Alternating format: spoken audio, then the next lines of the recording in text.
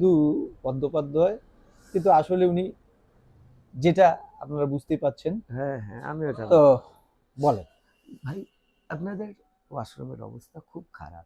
এটা দিয়ে দেখা যাচ্ছে যে আসলে আপনার মন মানসিকতা ভালো না। এত বড় স্টুডিও করছেন, আপনি ওয়াশরুমটা ভালো রাখবেন। আমি শালা পায়খানা করার পর আসে দেখি পানি নেই। পানি নাই তো ভাবলাম টিস্যু দিয়ে মুছে নেই, দেখলাম টিস্যুও নাই। লাস্টে ওভাবে প্যান্ট পরে চ্যানেল বন্ধ করো, বন্ধ করো। এইসব লোকের সাথে কোনো কোনো কথা নেই। আপনার মতো ফালতু, আপনার মতো ঘৃণিত লোকের সাথে আমার কোনো কথা নেই। এই চ্যানেল শাটার করো। বাথরুম আপনি জানতো এখান থেকে, আপনি যান ক্লিয়ার হয়ে আসেন। পানি কেন রাখিস? আপনি বাথরুমের জায়গায় আপনি চলে গেছেন অন্য জায়গায়, প্রস্রাবখানায় যায় আপনি বাথরুম মল ত্যাগ করে আসছেন। এটা পরিষ্কার ছিল একেবারে স্টপ।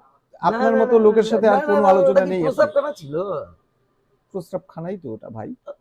গাড়ি চালা এত সুন্দর করে বানাইছেন প্রস্রাবখানা। আমাদের দেশে তো বাথরুমও তো সুন্দর নাই। আমি তো ভাবলাম এটা প্রস্রাবখানা। আপনারা তো ব্যবহার করতেও জানেন না। ওখানে সুইচ ছিল, গিজারের নলকূপের নলের সুইচ ছিল, সেই সুইচটা ওপেন করলেই তো আপনার পানি আসতো।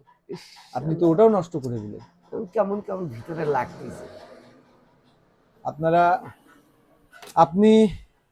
আমি কি বলবো দর্শক, এই ধরনের লোককে দাওয়াতে নিয়ে আসা